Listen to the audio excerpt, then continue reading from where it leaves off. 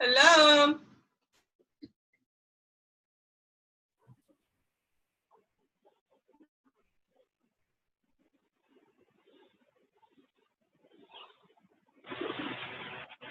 Hello. Oh, hey, what's going on? I was just texting you, Mr. Tom.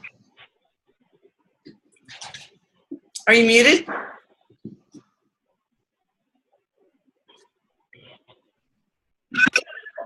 How are you, Marianne? I'm good, Tom. How are you? Well, I'm doing great. Good. Sobered up. Did you? Fed the two hamsters and one gerbil.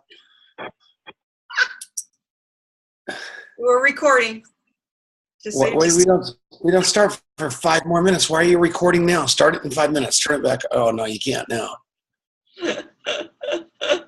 If I don't start it right away, then I forget later. We don't want that to happen. All right, I'm going to mute so you can set up Bob Crisp because he looks like he's got to get some light on his face. He looks like the location. He looks like the ghost of Christmas past. Bob, hold on. He's Bob. Yeah, I'm in a hotel room, so the lighting is not very good here. Okay, so see if you can move that lamp to the front. Well, okay, let me see. I don't know that I can or not. All right.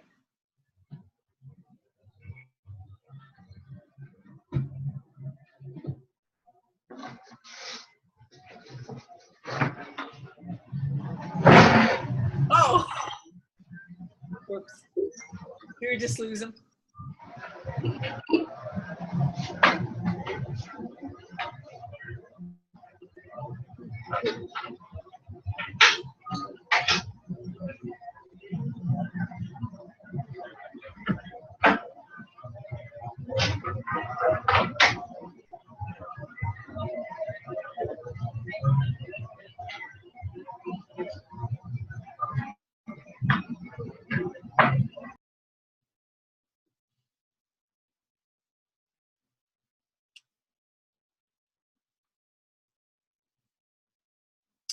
All right, welcome everybody.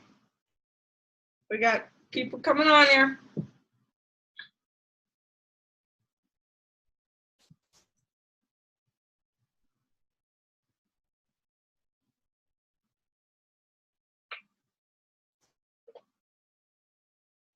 Hello, Tarzan. Hello, Carrie. Hello, B-Star, Bistar. Change your name so we know who you are. Bi-Star, Bright Star, whatever you are, Star. Brenda, hello, Brenda. How are you, baby? Bob Chris, we got him. Sharon got her. She's beautiful. There's Mark Stallings, looking like he's in a police lineup. That's very beautiful. So this is awesome. Trying to get over the chat. So there we go. Good, good, good, good, good. This is working like a charm. I feel quite handsome. Oh, Bob's looking better. Yeah, Bob looks 100% better. Hey, I think just pull your camera down just a little bit, your monitor. There you go. Just like that. Perfect. Perfect.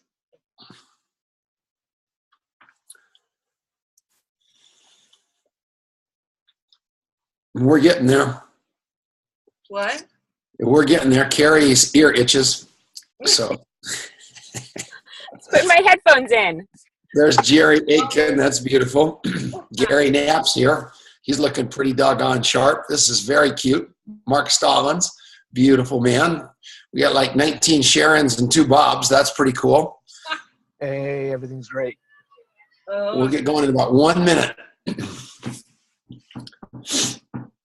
I'm very excited because we do this webinar and I don't have to talk much because everybody wants to hear from Bob Crisp. So that's just absolutely beautiful. Hello, Shelley. Hello, Margaret. Hello. I already said hi. Let's see. Yeah. We're getting there now. All right. We got Jerry Aiken on here and let's see who else. Our Storybook's Fun. Nice. Now, if you had to describe who would look like Our Storybook's Fun it would not be the guy in the gray sweatshirt. I guarantee you that. That is so very cute. We got to pin him. Oh, you want me to? Hey. Oh. Look at that look. There we go. Dun, ta-da. He doesn't even know he's famous. We can see. He kind of looks like Steve Wallach a little bit. Yes, he does. A young Steve. Look at that. I know it. Yep. Number 54 on his hat, the whole shot. We're rolling. This is a very good night. All right, well, unpin him. I don't even know how you unpin. So, there's Marianne. Okay, there you go. All right, it's 5:30. Let's get this show on the road. Hello, everybody. It's Tom Chenault. It's Bob Crisp. It's Marianne Niehaus. It's Carrie Motley. It's Mark Stallings. I mean, there are a lot of people on here. Get your phone muted. Look in the little corner of the box and scroll to the bottom of it. Make sure you're muted so Marianne doesn't have to mute everybody and go through that whole deal again. We're getting a lot of people populating this thing right now. This is really, really good. I'm proud of you guys. And what we're doing here tonight is there's Chaiza. She's a rock star. What we're talking about tonight with Bob Crisp, I called him and I asked him what he wanted to talk about because that's the best way to do it. That way I don't have to make any decisions. He wants to talk about packaging the opportunity, which I know you guys would love. He wants to talk about overcoming objections and planning, and he wants to know how to make people feel important. And, that's the name of the game. Noah Sigmund, great guy. Gene, look at you, Jeannie, with your little cute hair. You're getting it all spruced up. That's good. Raylene, good to see you. Steve Mann, good to see you. Alan, look at that little midget on Storybook Fun. Holy mackerel, what's that kid's name with the Denver Broncos shirt on with his dad? That's exciting. Hello, Gary Knapp. This is a great night. Hello, Shelly. You guys are important. So let's lead out with that. The most important part of this is that you're important and that you can become your best you. And you can look in here and you can see that there is no magic anywhere. Bob Crisp and I are just a couple of old fogies that have done okay by doing the same thing over and over and over again all our lives, and it works out. And that's all this boils down to. Oh, no, I think he froze. And make this the greatest hour you've ever goal. So, Bob Crisp, how are you, buddy? He's still muted. He's still muted. Marianne, he's still muted. There you go. We got a minute. The final person on this call is the person that has the mute button.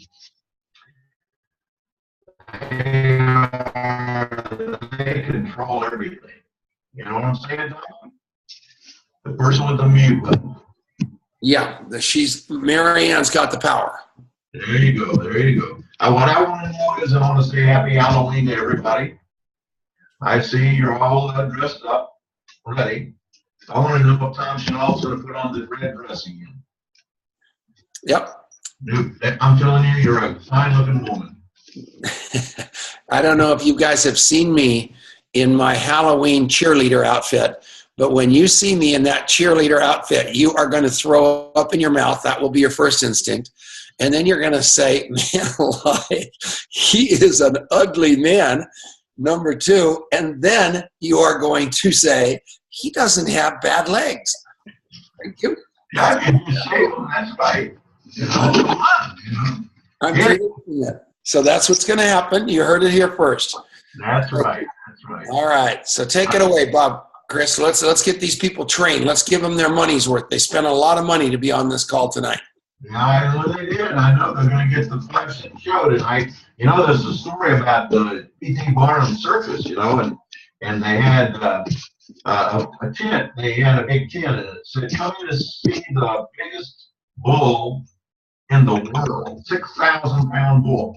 Come in 25 cents. So this guy had 13 kids. He says to his oldest daughter, he says, go up and ask if we can get a discount, for 13 kids, family 13 to come and see the bull. So the little girl runs into her father and says to the father, the guy outside's got 13 kids and he wants to come in and see the bull, wonders if he can get a discount. And the guy says, let him in for free. He said, I want the bull to see him. Anyway. All right, you gotta wait on the crowd every now and then. Hey, Bob, we have a problem. And on the wall, everybody is saying they can't understand you. And nothing is worse than telling a joke and nobody being able to understand it. And then you're waiting for everybody to fall out of their chair laughing like I did around my beautiful legs. And nothing happens. It wasn't because it wasn't funny. It was because we didn't understand it. And that's what happens every Tuesday night with us when Mary Ann stands up in front of a network marketing crowd of about 10 guests and says, I'm a VPMD, and this is SVCMD Ambassador Tom Chenault, and we're going to talk to you about the BTT with the 90 for life with the acetylmeristoliate and the XYZ in it. You can't talk to people like that. You can't use code. People have to understand what you say. So when you're talking to guests, make sure you are speaking in simple English that people will understand, because otherwise it's lingo and only the insiders get it. Does that make sense to you? That was by the way, Mary Ann, that wasn't a criticism. That was a coaching moment. Are you okay with that? Being coached? Yes. Yeah, so let me just be like Denise. So part of that, a very small part of that was true.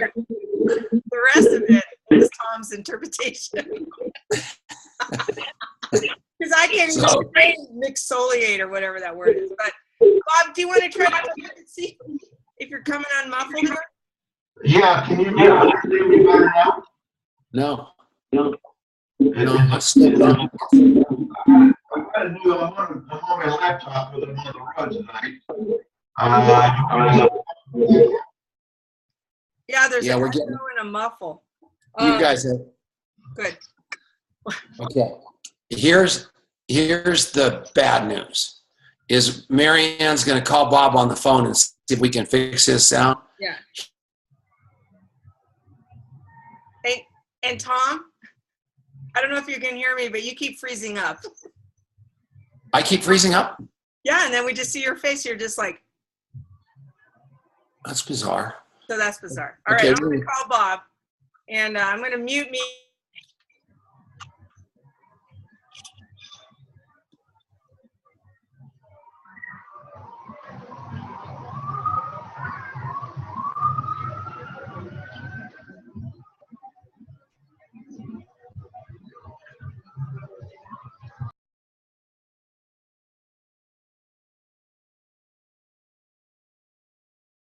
Tom, can you hear me? Tom? Oh my gosh, did we lose Tom now? Can you guys hear me okay? Where did Tom go?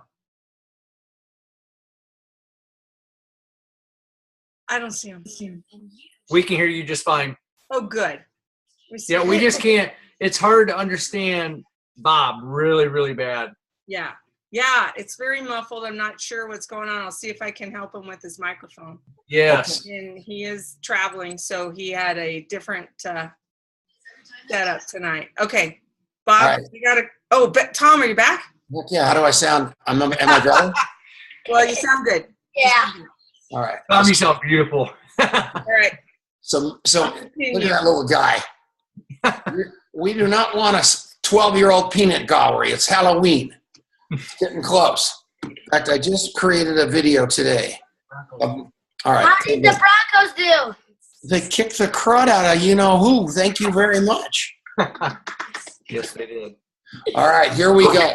I didn't sound. Can you hear me better? Yeah. You can hear me better now. It's amazing when you move that laptop out of the bathroom. Yeah. Well, I had it up pretty high. I had the sound pretty sensitive. You did it. Okay, now we're dancing. So start training. You can tell that joke again if you want now, because we can hear you. Well, it ain't worth it. If you got to go back and explain it, you know what I'm saying? I'll have another one later, I'll think of another one sooner or later. But, I guess we were starting with the idea of making me feel important. WIFM, what's in it for me and make me feel important today, right? And that's a great subject matter, and I think that you do a job of making people feel important. And I think everybody on the phone tonight, on the Zoom deal, would say that. You do a really, really good job. And it's something that here's what, when you read the book How to Influence People, and I encourage everybody not to simply read that book, but it's a study. It's a lifetime study of how to make people.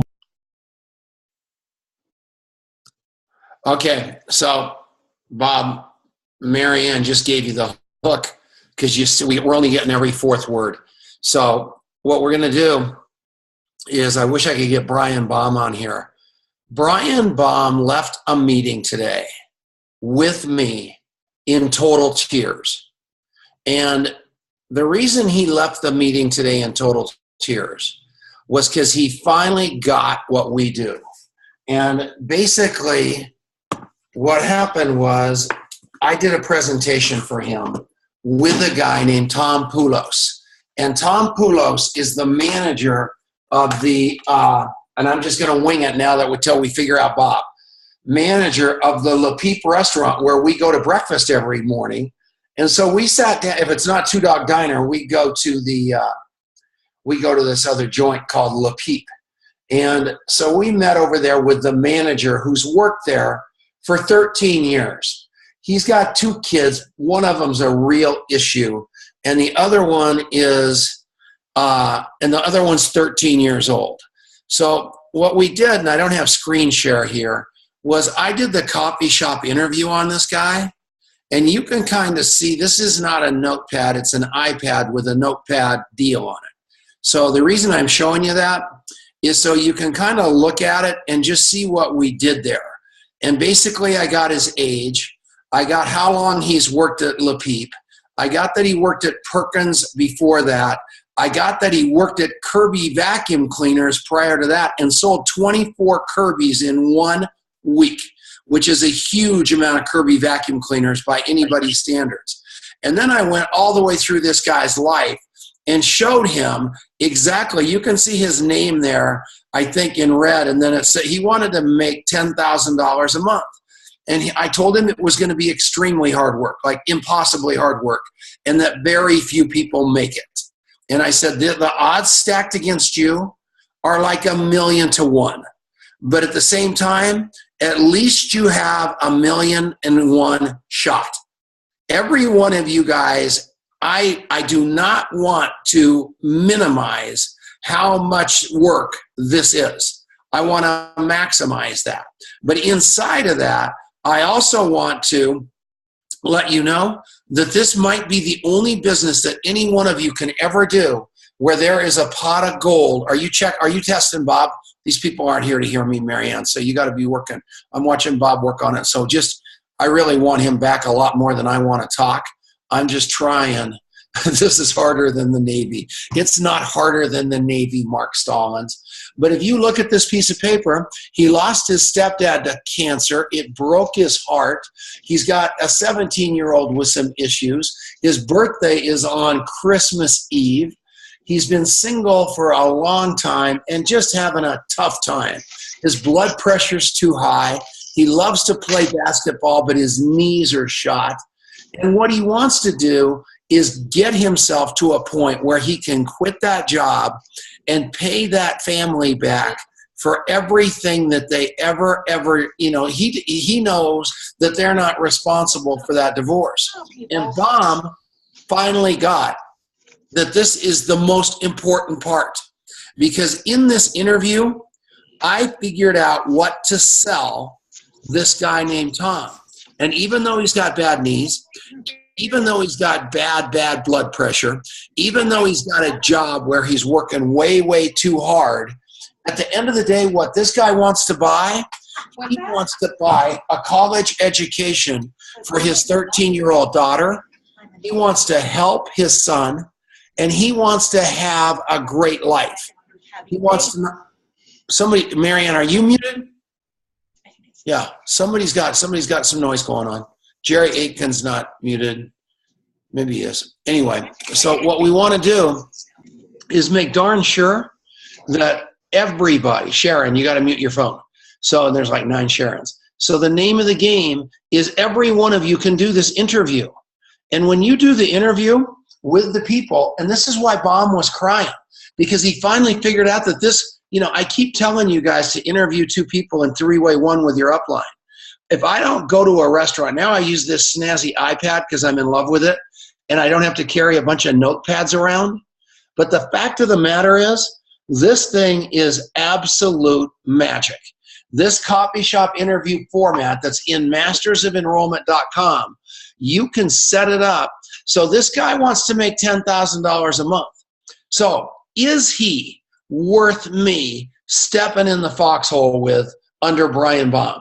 So here's Baum, wealth manager, went to Harvard, got cancer, realizes he doesn't want to be a wealth manager anymore. All he wants to do is talk about longevity and figure out a way to make a living at it. His idea of a living is $20,000 a month. $20,000 a month, pardon me.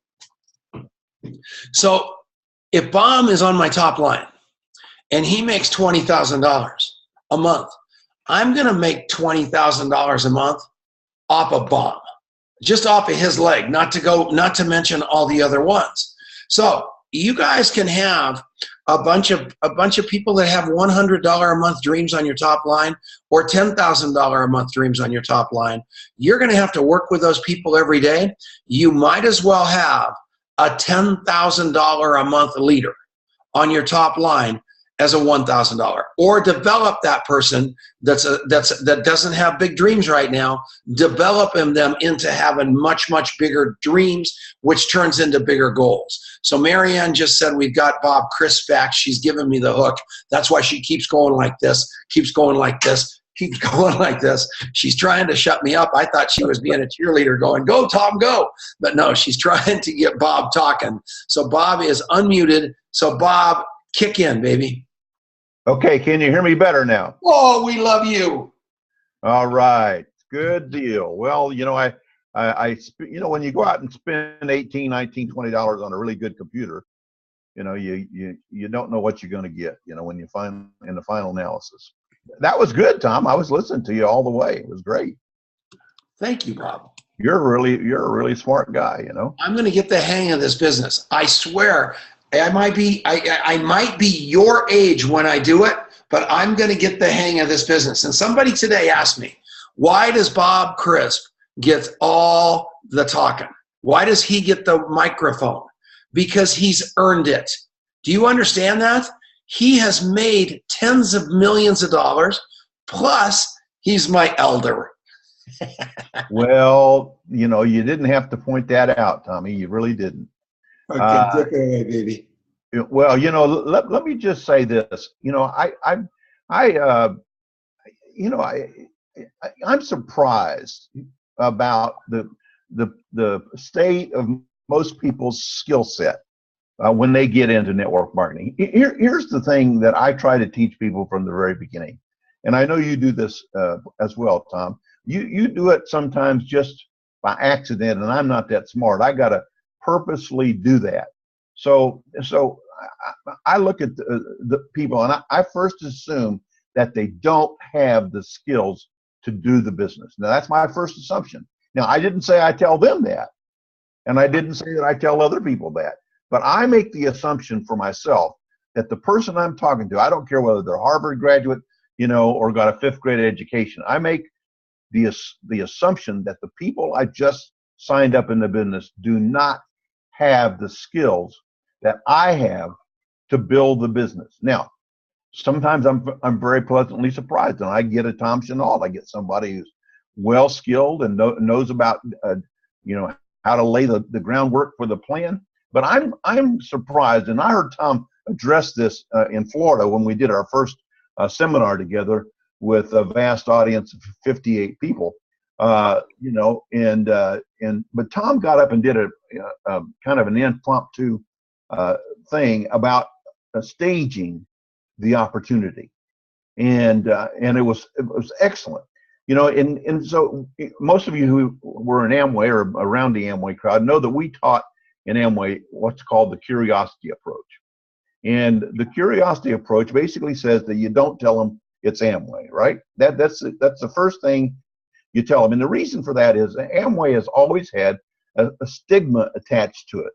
You know, it's a soap seller's business. Most people, you know, they remember the peddlers that peddled things from door to door. My mom used to see the peddler coming down the street and close the windows and blinds and lock the door and go hide in the closet whenever the peddler knocked on the door, because she didn't want to have to deal with the peddler, and she didn't have very much resistance. So she would buy stuff from the peddler that we didn't even need, you know. So there was a lot of people that treated the door-to-door salesperson. And so most people think of Amway and direct selling as door-to-door. The Avon lady is a direct seller. In most people's mind, selling products, what kind of products do you have? Well, we have vitamins and personal care products, and we have home care products, and we got pet care products, and we got this, and we got that, and we got something else. And when you immediately put the products out as the front part of your presentation, when you do that, you have to overcome the impression that we have a business that is based on personal door-to-door type selling or party plan selling, like you get with Mary Kay or Home Interiors or those other companies. Pampered Chef and other companies out there are companies that have done this. So most people who don't think they can sell, the first thing that my mother tells people when they wanted her to sell something, I can't sell. Talk to my son, Bob. Bob's a seller. Bob has got a gift of gab. Bob can talk, you know, a signboard into buying everything, you know, and he can sell ice cubes to Eskimos. Me, I can't sell a thing. Well, you know, before you know it, she's saying you should call the neighbor lady, and the neighbor lady wants some of that stuff, and so on and so on and so forth. And I call the neighbor lady, and the neighbor lady says, well, I talked to your mom. She said it's the best stuff she ever used in her whole life. And my point I'm making is my mom had the ability to be a salesperson, but in her mind, she didn't think of herself as a salesperson. And to be truthful, most people are not good salespeople. And the reason is they think of selling as talking. But selling is not talking. The point Tom made in Florida, the point he made was a great point. Selling is listening. If you can't, and when I'm doing big seminars, and I'll do what we call a night owl after the seminar's over and people want to stick around, the one who want to stick around and learn the business are the ones that move down front. That's always a good test. Everybody who leaves early, they're the people that are not ready. See, again, it goes back to getting people in the business is the first step, but it's not the only step. There's people here that get in your business that are not ready to build the business. They're not ready to go 5 and 6 nights a week. We get a chant going in the room 5 and 6 nights a week, 5 and 6 nights a week. Well, half the crowd sitting there going, really? 5 and 6 nights a week?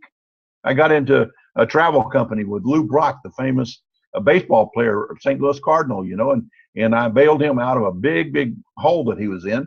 And he told the president of the company, he says, when you put me, pardon me, up with Bob Crisp, you didn't tell me we were going to be going out doing meetings every night. Every night? Well, that's the way I do the business. When I saw the business, I said, take me to the hotel, put me in the hotel, and leave me there. And so I stayed in the hotel for 45 days. I made 100 phone calls a day for 45 days to get started. People are not ready when they get in even to hear that message. You can't say to somebody who's got 3 kids, ballet lessons, softball games, and church and all the other things, you can't say to somebody, this business is going to take, you know, most of your time. You need to clean the calendar. And that goes back to the concept of planning. When you start somebody in a business, you can't say to them, well, you know, Monday night we do this, and Tuesday night we do that, and Wednesday night we do this, and Thursday night we're there, and Friday night we'll do this, and Saturday, all day Saturday we do training. You can't tell them that because they'll run the other way just as fast as they possibly can. They've got to get to the mindset of understanding that when you live over the store, you work constantly. You know, this is something that you've got to grow into. Am I right about that, Tom? You're 100% right. And you guys, don't lie to people. This what I said earlier about it maybe being a 1,000,000 to 1 long shot. Tell them that. But tell them they're that 1,000,000 to 1 person. But don't minimize the fact that this might take a heck of a lot of work, that it might take every night of your life for a while. most of us, and I don't see any spring chickens on this call except that little kid in the orange shirt. Most of us have had a life where we've been working for a very long time in a job that hasn't paid like we thought it was going to pay when we were 21 years old. And here we are, whatever age we are, and that pot of gold isn't at the end of the rainbow like we thought it was, that we had worked for it anticipating it would be. But here you've got something that if you put it in, you're probably going to get it out.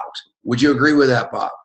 Totally 100%. This is about going for a commitment that's a genuine commitment and teaching people to be tough. So here's what I did. I want to kind of tell you, Amway, people hated Amway. You go in and sit. I once sat down in the first class section of a 747 British Airways, headed to London, and said to the guy, he said, "What do you do, Bob?" And I said, "I'm an Amway Triple Diamond." He got up and went and sat and coached for the whole flight.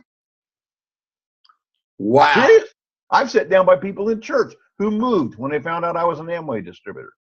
They moved so they didn't have to sit with me. So I'm saying, well, it's not in my imagination. So here's what I did. I asked people, are you tough enough to do this business? See, you may not have what it takes. You may not have what it takes. You may not be able to reach down inside of you and find the stiffness and the encouragement and the positive mindset that it takes to build this business and be a success. But you know what? You don't have the toughness to build any business. It's not just this business. Now, yeah, you see, again, I don't go out for that reality check to start out with, but as I get to know them, you go drink coffee with somebody for 8 or 10 times and get to know them, and you say to them, "I admire you." I look at people, and I have some of you have friended me on Facebook, and one of my first things I say if I accept your friendship is, "I'm honored." I'm honored. To me, it's not, this is Bob up here, and this is you down here. That's not the way it works in life. If you have that attitude that you're the big cheese, here's the story I was going to tell you before Tom stopped me and said he couldn't hear me. We were in New Orleans for a family reunion. One of our big family reunions had about 5,000 people at the Hilton in New Orleans. And I had, on Saturday night, we always had a banquet with tuxedos and stuff like that, because most people don't get to do that after they leave high school and have their prom. So people like to dress up, don't you, ladies? Anyway, so I went out and I took my tuxedo and everything, but I forgot my studs and my cufflinks. So I said to my host, I said, "See if you can get a car, take me down here to this men's store downtown New Orleans, and I'll buy some new studs and cufflinks."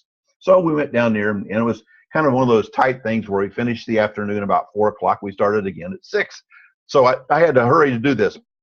And there's 5,000 people in the hotel. So you can't get through the crowds. I mean, they just stop you for pictures and autographs, and everybody wants to talk to you. It's like being a rock star. And frankly, I like it a lot, but being famous is really, really everything it's cracked up to be. And so anyway, so we went out, we got the studs and cufflinks. We're coming back. We got about 15 minutes to go to the suite, get dressed, and go down to the banquet. We're walking through a crowd of about 300 people, of which about 150 are kids. We're talking about children. We're talking about 4, 5, 6, 7, 8, 9, 10-year-olds. And we're walking through, and they've all got a piece of paper, and they want Bob Crisp to sign it. One little boy comes out in front of me and holds up a pen and a piece of paper and asks, says, "Mr. Crisp, can I have your autograph?" And I always stop for the kids, always. No matter how much of a hurry I'm in, you got to stop for the kids, right? So I stopped. I knelt down beside him. I asked him what his favorite sport was, and it was baseball. And I talked to him a little bit about baseball and do you love your daddy? And is he a baseball fan too? And so on and so on and so forth. So I took maybe 2 or 3 minutes with this kid, and I signed to Tommy, hit a home run every time up to bat, and I love your friend Bob Crisp, right? And then I had to go to the elevator and get out to get ready for the meeting. That night at the banquet, we did our recognition, and this big strapping guy, about 6 foot 6 inches tall, 300 pounds, big old strapping guy, goes across the stage for recognition. This is what he says. I came to quit. I swear, I came here to quit. I've been in 2 or 3 years. I haven't made a lot of money and so on and so on and so forth. And he said, but I'm never going to quit. And he says, today, Mr. Crisp was walking through the lobby. He was busy, in a hurry. Crowd was pressing him and everything else. And he said, this little boy, about 8 years old, stopped him and asked for an autograph. And he said, Mr. Crisp stopped and knelt down beside him. He not only gave him an autograph, but he talked to him. Does this sound like Tom Chenault to you?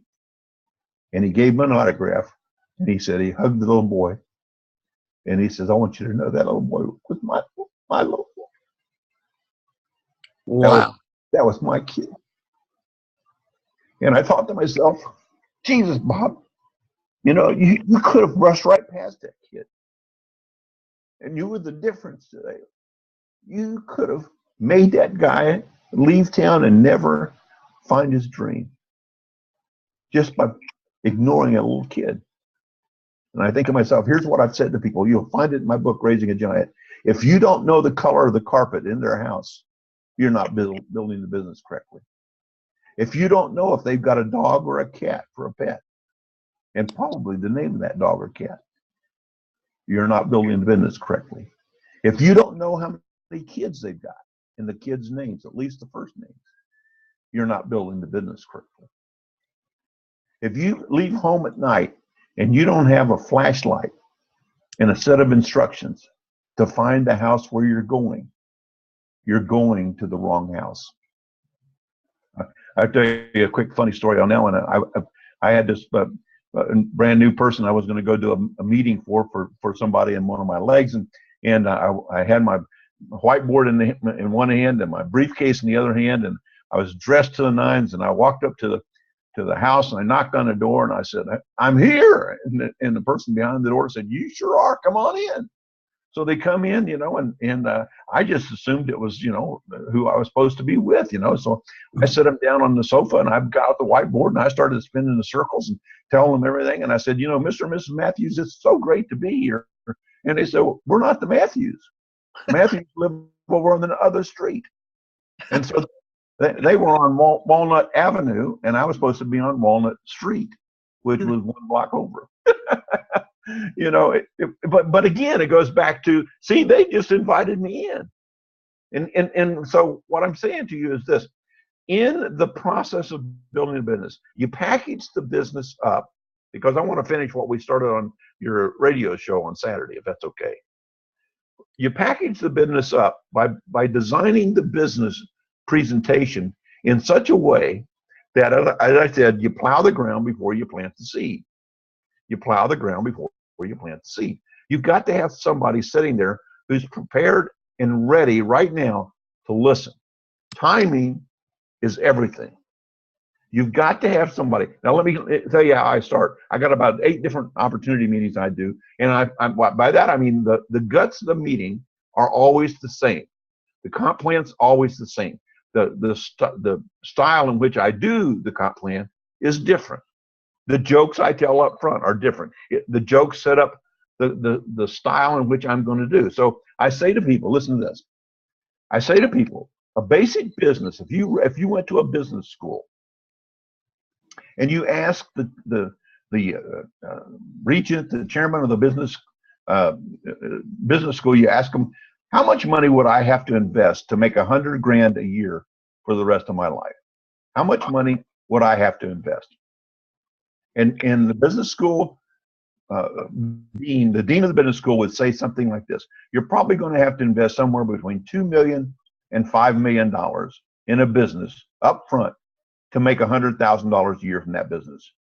$2 million to $5 million. Now, why do I do it that way? Because at the end of the day, I don't want somebody looking at me and saying, well, I can't afford $500 for a CO pack. See, again, the parallel. Invest in a typical market, and you're going to invest $2 million to get $100,000. Invest in, Longevity invest in our business, and you could get 100,000 for $500. See, you can't afford a $2 million business. You can't afford to quit your job, rent an office space, hire staff, and do all those things that you've got to do and live without an income probably for the next 2 to 5 years in a traditional business. See, most people can't, Tommy, they don't sit down and they don't analyze what would somebody have to do to have a successful longevity business and make $100,000 a year. What would you have to do in any other business? Again, I said the package of the opportunity comes from using parallels. And you sell the deal by saying, in a comparative analysis of what we would have to do to be successful, you want doctor income. People who want a six-figure income want doctor income. So the parallel, here's the parallel. What does a doctor have to do to get his income? That income. Well, he goes to basic college, right? He does well in high school, moves to college, gets an undergrad degree. Then he turns around and goes to medical school. And then he goes to some specialty school. And then he goes to, when he gets out of school after 10 years of schooling, he still goes and he does what they call an internship, right? And he goes from internship. What does an intern do? An intern goes around and watches the doctor. That's what an intern does. After a year of being an intern, the intern then becomes a resident. What's the difference between a resident and an intern? The intern watch the resident do the doctoring, right? So you go from watching to doing and training. That's the way it works in a parallel universe. So you say, look, how can you expect a business like Longevity or Amway or any other network marketing company, how can you expect to put a nickel in and get a dime out in 15 minutes? It's just ridiculous. Yep. So you get people to face the reality that if you want to do better in your life, you want your family to go to Europe and be able to travel the world. You want to send your kids to the finest schools. You want to live a better life, take care of your parents, do the things that people who have money do. If you want that, you're going to have to give up something to get it. You see what I'm saying? It's a process of going from, and I know many of you already know this, but the question is knowing it and doing it. How do you get there? Because you want to make money this month, but you got to realize if you try to get $500 out of somebody this month, you may lose them next month. You've got to know when to press the button, when to push and when to back off, when to just, suggest to somebody, listen, you heard me last week talk about peach cobbler. You come over for a peach cobbler. You know what we're going to do? We're going to talk about how people make money in other universes. We're going to talk about how bad it's going to be if you don't do it. See, again, there's a great story my dad used to tell from the pulpit. He talks about, seeing a house that was on fire and the father was going to, and the son was getting a big, piece of furniture out and they got stuck in the door and the kid was on the inside. And this was an extremely touching, moving reality. And he said, I can't wait till Sunday morning. I'm going to tell the story to the congregation. And so he gets up there and he tells the story and it just fell flat, totally fell flat. And his wife on the way home, he said, we have the most hard-hearted people in the world in our congregation. I told that story and it moved me. And she said, well, you forgot to tell him that the house was on fire. And that's what happens to people in network marketing. You forget that you've got to explain that there's a desperate need. You have a desperate problem. You need to suck up. One of my good friends used to tell a story about coming from Argentina to America and came into Miami, didn't speak any English. And he got into network marketing. He became a waiter at Denny's, believe it or not, and didn't speak any English. Became a waiter, and the guy came in a tracksuit and sponsored him into a network marketing company. And he could barely speak English. Taking out to the beach one day, and they were prospecting people at the beach. And he said, this big guy, strapping, guys that work out with all the muscles and everything, walking down the beach with their suits on, prospecting people for this network marketing company. And Carlos says to his sponsor, tell me what it's going to take to be like you and be a success. He said his sponsor turned around, grabbed him by the collar, drug him into the surf, put his head under the water, pulled him up, put his head under the water again, pulled him up, put his head under the water, nearly drowned him, finally drug him spitting seawater out onto the beach, sat on his chest, and looked at me. He said, when you want it as bad as you wanted a breath of air, that's when you'll succeed. So, Bob, Go ahead. how long have people are asking about tools and systems, and how long have you been telling me that it's not corporate's job to do that? It's your job and my job. We need to generate this thing, and we need to play it big, and we need to build a system inside of our team that will light up the world. Well, just every day. I think that was the first conversation you and I ever had. You know, systems set aside, you know, overcome so many of the things that we're not good at. You know, thank God I had a event system to take people to that I didn't have to create myself. Man, I just, all I had to do is go get them. It's like the disciples, like Jesus and the disciples. I was just saying, hey, Peter, you know, go get some people and bring them to me. I'll tell them a story. And that's the way Dexter was. I went, first time I went to Charlotte and saw there was about 8,000 people in the arena. I walked in and said to myself, this is really cool. I didn't know there were that many people in the world, you know. And again, it goes back to folks. There's so many things that if there's a system, if there's a tool system, if there's a book system, you know, and this, it goes so deep in everything. For example, how do you measure? See, if I'm in Tom Chenault's shoes, I want to control the flow of tools in my business. Now, here's why that makes sense. If I'm each person that I see your faces right here, right now, if you were sitting down with me, which by the way would be a great idea, if you were sitting down with me, I would say to you, you've got to track the performance and growth of every person in your business. So we had tools that were what we call sponsoring tools. We had tools that we call that were seminar tools or growth tools about products and other things. So here's what I did. Every Monday morning, we took orders. So I would say to my secretary, which was my wife, I would say, so how many sponsoring tools were ordered this morning? Now, if it was more than last week, we're doing good. If it's less than last week, we're letting down. Does that make sense? Yep. You know, so what we could be, I could say, well, how many seminar tools did we order today? Well, we got a bunch of seminar tools. We sold a whole bunch of those that teach people how to use soap. Really? We're teaching our group how to use a product that everybody's used since the beginning of time. We're teaching people to use soap. How stupid are we to be spending time to teach people how to use soap when we should be teaching them that they should be reading The Magic and Thinking Big? We should be working on their positive mindset. We should be working on their skill set of how to make successful phone calls. Listen, I would sit and listen to Tom Chenault for hours on end, just telling me how to make phone calls. Because if I can't make phone calls, you're dead in the water. I don't care how much you know about the product if you can't make phone calls. Go ahead. We got a guy. So there's a guy in Australia that's here that's kind of like the Rod Cook, the watchdog of Australia. He's a very famous guy. His name is Craig Watton. He is unmuted right now. And so, Craig, how are you, buddy? What's going on in Australia, in Sydney, Australia? How are you, Tom? And it's a great pleasure to meet with you, Bob Crisp, as well. We are doing great.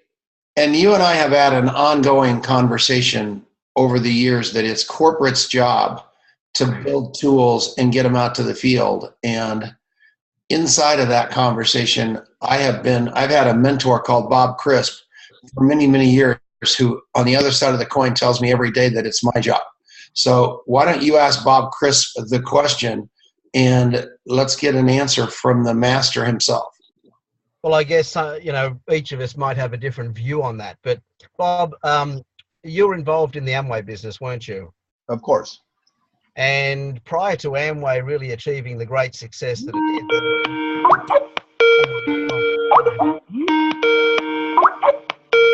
that isn't me. Dexter Yeager provided the tools, the tapes, books, and function systems. That system was so successful that it took Yeager to the top ranks in Amway. And from what I understand, Jim and Nancy Dornan approached Dexter Yeager about his systems and then implemented the same systems into what is known now as Network 21. I've been in this industry since the early 90s, and I'm sure that you would have heard of a couple that were diamonds in Amway by the name of Lauren and Sandra Watts. Have you heard their names? I have, yes. Well, Lauren and Sandra Watts were my coaches. And I started my network marketing life in Omegatrend, and there was a really profound reason why I chose Omegatrend over Amway when I started in this industry. I went to an Amway meeting. They conducted a presentation on a whiteboard, and it was just not understandable. Not only was it not understandable, but it wasn't duplicatable. I couldn't join that business and walk out of that room and go and show somebody the next day the Amway opportunity the way it was shown on the whiteboard. I mean, nobody could be possibly be expected to remember all of those figures and conduct a presentation that way. I went to an Omegatrend presentation. I was introduced to that company by one of my customers. I used to own a retail golf business in Australia for 20 years. One of my customers invited me to have a look at Omegatrend. So I went to an Omegatrend presentation. Their presentation was conducted with a slide presentation. Back in those days, it wasn't PowerPoint, it was 35mm slides. And the presentation was understandable because it was visual, it was presented by a presenter that was a great speaker. And at the end of the presentation, the speaker held up a flip chart, which was exactly the same as the slide presentation. And it was part of the tool pack that the company provided you with. So when you joined Omegatrend, you were given a tool pack, which consisted of flip chart, follow-up pack, product booklets, tapes, and this was all provided by the company. I could go away from that business presentation, become a member, and when my business tool pack arrived, I could open up the flip chart and I could show a brand new person that's never been involved in the industry the flip chart, and my presentation would be the same visually as what the weekly presentations were on here in Sydney. Everybody in the business got the same tools from the company. The Tape of the Week program came from the company, so the duplication was impeccable. And Lauren and Sandra Watts ran a great company. There were well over 50,000 members here in Australia. They had meetings going on in all the capital cities, all the major centres. There were around 5,000 people attending events every week. And the duplication was the key, that nobody had to produce tools. The tools were created by corporate, and therefore it was just a matter of joining, using the tools, and building the business. When I see other companies that don't have tools, they don't have event programs. Question, Craig, we got 13 minutes left, and so we got to kind of cut to the chase. Well, that's the question. I mean, companies that don't have tools, in my opinion, and I've had networks grow to over 90,000 people. And that was with a company that does have tools that I was a former managing director of. And I've seen other companies that don't have tools, and the network is just left on its own to go whichever way it can, and ultimately it's not driven properly. So Bob, tools and systems. So Bob, what do you, go ahead and speak to that. Well, you know, you put me in a position here to get combative, you know, and I don't want to do that. You know, the proof is in the pudding. Dexter Yeager is not just the biggest organization in the history of network marketing. It's bigger than any other company in network marketing. They're big. His downline organization is bigger than Herbalife and Nu Skin combined. So 98% or 94% of all the business in Amway is under Dexter Yeager. And that means $8-9 billion a year and 4.5 million people. Now, here's the thing. People who can, here's what you get. And I'm sorry to say this, but it's true. An employee for a network marketing company is an employee. period. And employees don't have a mindset of an entrepreneur. They don't have to, they got a guaranteed income. And I've said for years and years, I tried to recruit the regional directors out of Amway. I tried to recruit them. I said, I can't understand how you guys can work for a company for $75,000 a year and look at me making $75,000 a week. And I don't work as hard as you do. Now, I told Rich DeVos, the owner of Amway, I said, look, he says, why don't you use our tapes? I said, because they're impotent. They have no power to move people. There's nothing, when you have a story, when you're carving out these flip charts, Dexter wouldn't let us use a flip chart because he said on a flip chart and a slide, people are always reading ahead of you. They're always ahead of you. And he said, if you're on an airplane or you're sitting in a Starbucks and you want to draw the circles or tell the plan and you don't have your flip chart with you or you don't have your slide projector with you, you can't do the business. And so he said, there's a difference between a tool and a crutch. Now listen, this is very important. There's a difference between a tool and a crutch. And what happens with flip charts and slide presentations and even PowerPoints today is they become crutches so that people don't memorize the comp plan. I don't want you to walk out on Tuesday out of a meeting on Monday night and do the plan. A matter of fact, I instruct people, do not talk to anybody about this business tomorrow. Period. Your job, if you're a new person, is to bring people to me and let me tell them. It's exactly what Jesus said to his disciples. You go get some people and bring them to me. You don't tell them the story. I'll tell them the story. It worked pretty well for him. And it works pretty well for people who go out there. You've got to get people who can do the plan in the elevator. You've got to get people who can do the plan themselves. And so what Dexter did, he said, look, I learned how to do it. I've got a 5th grade education. I was a beer truck driver, and I know how to do it. It took me a while. It's okay. It takes a while to learn the skills. See, you have a bunch of people who don't, we have a guy in the business, and I'll call his name Randy Gage. Some of you know Randy Gage. And we have Randy Gage. And Randy Gage built an organization, 70,000 people with 3x5 cards, sending out cards, postcards. He couldn't get 15 people to come to a meeting. He finally said, Bob Crisp was right. You can't build the business and have an organization by sending out postcards. So, the shortcuts that you get, and I get, Craig, I get that there are shortcuts, but if you're going to sing your song, you've got to learn to sing. There's no shortcut to it. You've got to learn to sing the song. And boy, I tell you something, I get it. You seem like a sharp guy, and I hope someday to meet you, but my experience has been totally different than yours. The tools make the difference, and I've got lots of illustrations I can use and to prove to you that the tools do make a difference. And the tools should be controlled by the field because we're the ones who are out there actually working with the people. You can't, if you called it, it's like sending a haircut through the mail. Yeah, exactly right. Go ahead. Bob, let me just jump in there. If tools are being produced by the field, then you have other issues like misrepresentations, false product claims. And, I've been on the legal side as well. I've been a director of 3 different direct sales companies.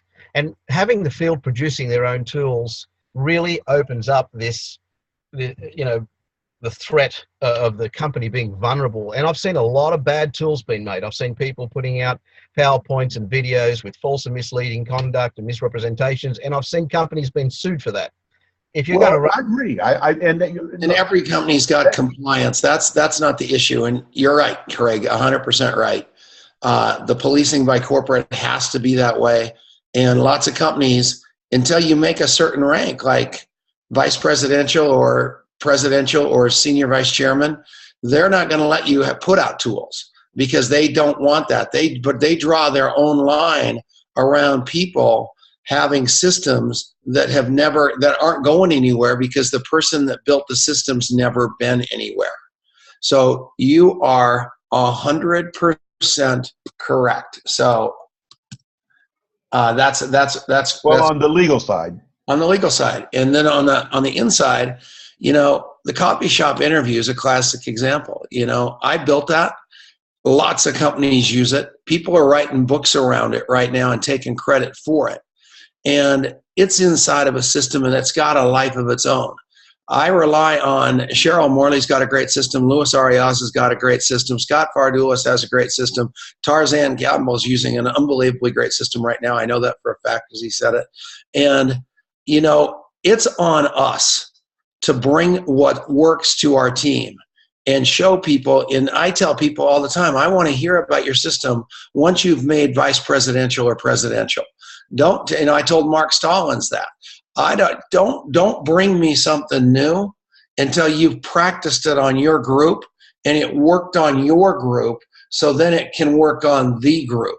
Because what happens is, and we know some people in common, TD is a real good initials for somebody that, Craig, you've got a listening of, that these guys come with all this stuff that they want us to pay attention to, but they've never, ever, ever been in the field to do it. So therefore, they're somewhat of a false prophet. The reason I follow Bob Crisp is because Bob Crisp has proven that he can do it. I've been a senior vice chairman for the last 36 months in a row. There's not another senior vice chairman in longevity even close. So there's a reason for you to follow me. And I believe that because I'm going somewhere, and that's where you should go.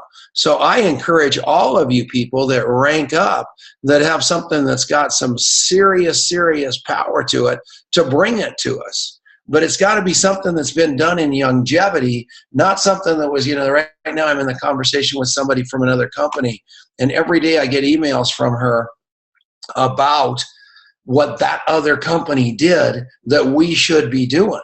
The only problem is we aren't doing it because we tried that, and it didn't work for us. It worked for them over there, but it didn't work for us, and we're still in business, and that company's not. So I would encourage everybody on this call to follow people that have been somewhere in longevity. That's the key to this deal. And if you haven't gotten anywhere in longevity yet, that doesn't make you a bad person. You partner up with a senior vice chairman or a vice chairman or a presidential or a vice presidential. Sit down, plead your case to them, let them try it with you, like I just told you, Craig Watton, in the form of a private message. We build tools, and all of a sudden people love them. But waiting for corporate, is, as far as I'm concerned, that's just frustrating because they've got a job. Go ahead, Bobby. Well, Mercedes-Benz had a great commercial that was on about 2 years ago, and they said, this is the way our designers see our car. And it's a beautiful car with all the, the swept back and all this, and the great seats and the technology and everything, and this is the way our customers see our car, and this is the way our prospects see our car. And then they showed a slide that says, this is the way our lawyers see our car, and it has all the legal stuff, all over the deal. And the tagline to the commercial said, that's the reason why our lawyers don't get to design our cars. Yeah. And creative people, listen, I know that home offices have to have employees, and I appreciate and brag on the home office employees all the time. Somebody's got to take the orders. Somebody's got to ship the products. Somebody's got to go to the office and make sure that the telephones ring. I appreciate those people, but I'm not going to follow those people in building a field organization, period. And I think anybody that does is wrong. So what I'm trying to tell you guys, and the reason I brought Craig in here, because I knew where this conversation was going. I love Craig Watton. I'm going to have dinner with him hopefully Friday night in Sydney, Australia. The cool thing, the reason I wanted to have it with you, because, man, we don't have time to wait. Your mortgage doesn't have time to wait. We could be waiting forever because they're working on marketing. They're working on all that stuff. And if they do come with systems and things like that for us, that's great. But Bob Crisp and I, Scott Fardulis and I, Luis Ariaza and I, Mike Battistelli and I, we're not waiting. Cheryl Morley. Cheryl just put that YGYCEOschool.com out, and all it is basically Eric Worre, very cool stuff. It is. It's a great way. You know, it's he does. You know, she made sure that it was completely third party, great stuff from the world, because she wants to make sure that nobody's getting tagged with, oh, you're in love with this guy in the company, this guy out.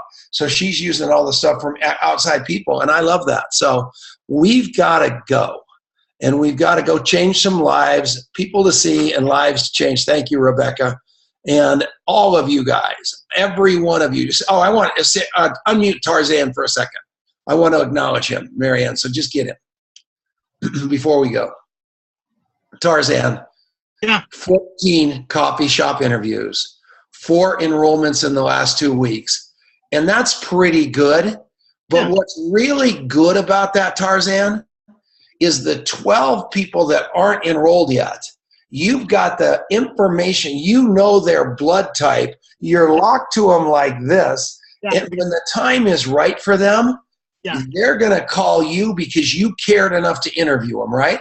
Yes, sir. How do you feel about it? Isn't it better? Fantastic. Controlling the conversation with questions, right? Yes, sir. And the 4 people that you enrolled, everybody's encouraging me to be their friends, to be interviewed by me because it's such an enjoyable experience. Correct. And here's the interviewed by Tarzan. Yeah, and this is not a sign-up game, you guys. So Tarzan probably didn't interview all 16 of those people to put them into a mega CEO pack. He put those 16 people in order for him to serve them. So some of them came in for $25. Some came in with a bottle of minerals. Some came in with a CEO pack because Tarzan threw his agenda out the window and he focused on their agenda. And at the end of the enrollment conversation, they felt empowered and loved. Right, Tarzan? Absolutely. Yes, sir. It's magic, you guys. That's why Brian Baum, thanks, Bob. That's why Brian Baum, and what I did after, I'll read this to you real quick because I think it's kind of important.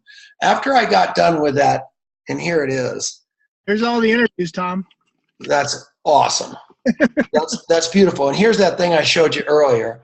And then you look at that. That's what I showed you. That came off of my notepad. But what I did then was, I don't know how to get rid of this, man. Doggone it. Give me 1 sec to get rid of that. I wrote him a note. And there's his interview right there. I put that on the bottom of the note. And I read him. Thanks so much for sitting with Brian Baum and I. I am positive you could do this business with us. You have the talent and the why. All we need to do is train you to become a tour guide and a talent scout. I know it's late notice, but we're going to be at my office tonight at 7 o'clock presenting this before I go to Australia. In the meantime, I spelled that wrong. That's beautiful. He probably thinks I dropped out of grade school. TomChanel.com, which is me, Masters of Enrollment, the training site. Youngevity.com is the corporate site. By now, you've tried the product and listened to that CD. This is your ticket out. It will take hard work, but there is truly a pot of gold at the end of the rainbow. Let's do this. That's the simple thing that went out to that guy after we met. So because I got trained by Bob Crisp, and the training was this. The training was to make sure that I had set up another event, another meeting before I left the first one. Right, Bob? That's exactly right. Now, people can call this what they want, old school, new school, everything. I am telling you, we all can do this. So everybody needs to go home right now, light their hair on fire, and get something going. But if you don't believe me about the interview, send me an email, and I'll send. This is some guy calling on Skype. I can't figure out what it is. It's Ken Smith, actually. I can't get to it. I don't know how to turn it off. Sorry. Hang on. I'll just answer it. Okay, so the long and short of it is, that was the personal note to him. If you want me to send you the note that I sent and send you a copy of his deal, I can do that. I'll just cross off his phone numbers and stuff. But you can just see how it's done. And then I wrote on that thing, I don't know if you noticed it, but on this, we got to get to work. in the corner, it says, "We can do this." I want this guy to know that I am in the, he's not doing it. It's over there in that light. It's over here. It says, "We can do this." I want him to know for the first time in his life, he's not in the foxhole together, alone. I want him to realize that my eyes are popping open at 2:00 in the morning thinking about his problems. That's what you want. You want people to believe that. So my email, Marianne put my email up, and I'll send it to him because I can easily do that. TomChenault@gmail.com. And you guys, right there on the chat side is my, there you go. Just send me an email and I'll bop this thing over to you after I clean it up so this poor guy's not getting barraged by you people knowing what's going on with his life. He's probably watching this anyway. And I love you guys. This is funner than fun. And it's just cute watching you. I don't put the big screen, because I don't want to see, I don't want you guys to see my nose hair, and I don't want to see yours, so I keep it on this gallery view. So I can watch all of you, and you'll see you laughing at crisp jokes. I can see you nodding when he says something profound. I saw you agreeing with Craig Watton. I loved the way you guys interact. And that's why it's so important to me that you have your cameras on, because it makes my pants want to get up and dance. It makes me happy. And that's what I want to be, is happy, because I'm just not, my wife's gone. I'm all alone. Marianne has not, you would think, and here's what I would think. My wife's been gone for like a month. Would you think that Marianne, unmute your phone, Marianne, has invited me over for dinner once? One time. No. Why, Marianne? I haven't even been here. I was in New Mexico. Oh, We had two great events down there. She can't even cook anyway. But I would not come, but it's the thought that counts. I know. So you have standing invitation. You can come over anytime. All right, You might not be there, but you can come over anytime. Okay, Watton, I'll see you. Richard Newsy, I love you, buddy. I didn't see you before. I'm so happy. David's iPhone, love you. Rebecca, I think that little blanket on your couch there is the cutest thing I've ever seen. You look so happy. Carrie, you're awesome. Gene, I wrote you a side note. You are the best, because you nod. You don't even know you nod when people say smart stuff. So Chris was talking, and you were nodding like crazy and going, "Come on, Bob." I love that. It's so invigorating, yeah? Richard's birthday today. Richard Newsies? Yeah. What? How old are you? About 110, Richard? Good job. That is so beautiful. Steve Mann, Margaret Bates, we talked earlier on the phone. David Allen Capital, Billy Richardson. Where's Connie Mack? Shell, I love you. B-Star, Brenda, that's who it is. Chaiza, I love you. Gina, Jerry Aitken, my golf caddy buddy, whoever it is out there. I love you guys. Rock on. I'll see you in Australia. Craig Watton. Everybody else, have a great, great night. We'll see you later. Good night, everyone. Thanks, Tom. Thank you, guys. Thanks for refereeing, Marianne. Woo-hoo. Man. We got you figured out. Hey, we'll see you in Australia. Bob, thanks for being nice to my new girl, Kelly. Thanks, Bob. God bless. Have a great night. Can I come? Yeah, to Australia. All right, we'll see you guys.